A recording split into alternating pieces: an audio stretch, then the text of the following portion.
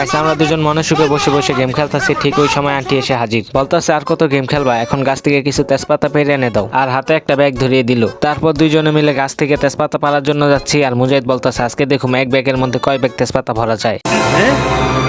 क्या ये क्या बक रहे हो मादरचोद? তারপর আমরা বাগানে ঢুকতেই বুঝলাম এটা কোনো বাগান না, পুরো একটা আফ্রিকা জঙ্গল। ওয়ের কিছু নাই, বসব। খালতো ভাই আগে গাছে উঠলো, তারপর আমি উঠলাম। এদিকে গাছে উঠে আমি নিজেই তেজপাতা হয়ে গেছি আর ফোনের মধ্যে চ্যাট করতেছি। কথা শেষ না হওয়া পর্যন্ত টেলিফোন রাখো না, আমি কামের কথা কমু। আমি ওরে কিছু না বলেই কাজ শুরু করলাম তেজপাতা পাড়া। আর গাছের নিচে যেই পাতাগুলো পড়েছিল সেই পাতাগুলো আমরা ব্যাগের মধ্যে ভরতাছিলাম। আর তখনই আমার কানের মধ্যে কিসের যেন একটা সাউন্ড আসে। খালতো ভাইকে বিষয়টা বলতে আমাকে বললো ওদিকে পুরোনো একটা কূপ আছে। আমি বললাম আয় তো দেখে আসি কিসের সাউন্ড। তারপর আমরা ঝোপঝাড়ের ভিতর দিয়ে কূপের দিকে যাচ্ছি। আর হঠাৎ খালতো ভাই বললো ওই তো সেই কূপ, ওইটার সামনে যাইস না, ওইটা অনেক ভয়ানক। আমি বললাম দৈত বেটা আয় তো আমার সাথে সামনে থেকে দেখে আসি। তারপর আমরা কূপের সামনে এসে দেখলাম কূপটি পুরোপুরি বন্ধ আর অনেক ভয়ানক। হঠাৎ কূপের মধ্যে থেকে কে যেন আমাদের নাম ধরে ডাকতেছে।